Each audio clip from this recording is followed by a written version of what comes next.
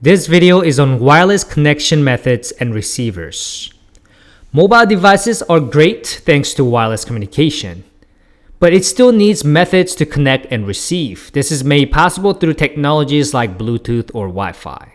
Of course, it can still be connected using USB, which is the most standard mobile device connection method.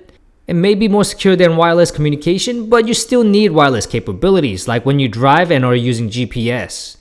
GPS is simply a radio navigation system. It uses radio waves between satellites and a receiver inside your phone to provide a location and time information to any software that needs to use it. So let's go over some wireless communication methods. First, we have Wi-Fi. This is the most common way to connect mobile device to a network. It's been developed to facilitate wireless local area networking in the 2.4 or 5.2 GHz bands. The most common security methods are WPA2 and 3. One similarity between Bluetooth and Wi-Fi technologies is that both share a section of 2.4 GHz spectrum, which will pave way for some level of interference. Bluetooth is basically used when it is necessary to communicate within a short range. It makes use of short-range radio links and operates on FHSS, frequency hopping spread spectrum, to avoid interference. Then we have cellular data, which is pretty much like Wi-Fi. Except while Wi-Fi lets you connect to the internet via your router, cellular data lets you connect to the internet via your cell phone signal. Cellular data uses satellite communication methods used to connect cell phone calls, and these transmissions can be converted to internet data signals and back, which is what allows you to do things like check your email on your smartphone without needing to connect to internet via the Wi-Fi. Then we have infrared, which is mostly used for remote for your TV. It is a wireless technology that lets devices communicate with each other using short-range wireless signals. The devices can transfer data in bi-directional way. They were basically designed to support only two-way connections on temporary basis when needed.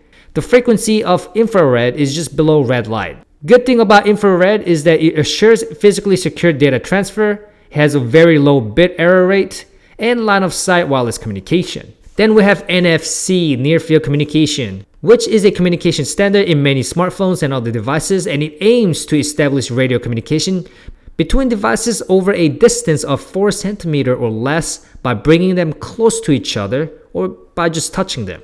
NFC facilitates in contactless transaction and data exchange and builds upon RFID, radio frequency identification, by letting two-way communication between endpoints. NFC devices can read unpowered NFC tags. These tags can store data like loyalty program data, debit and credit card details, PIN numbers, and so forth. Of course, we have Wi-Fi as well, which is a high-speed, bi-directional, and fully networked wireless communication network like Wi-Fi. Wi-Fi uses infrared or near ultraviolet spectrum to transmit information. Biggest advantage of this is that light waves cannot pass through walls, so there is a stronger range resulting in high security from hacking and high-speed connectivity. These communications can be point-to-point or point-to-multipoint. Point-to-point communication is also known as P2P. In context of telecommunication, it is an established connection between two nodes that may be used to communicate back and forth.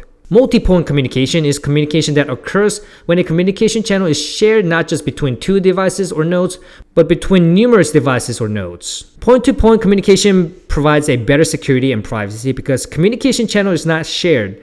Multi-point communication does not provide as good of a security and privacy because communication channel is shared.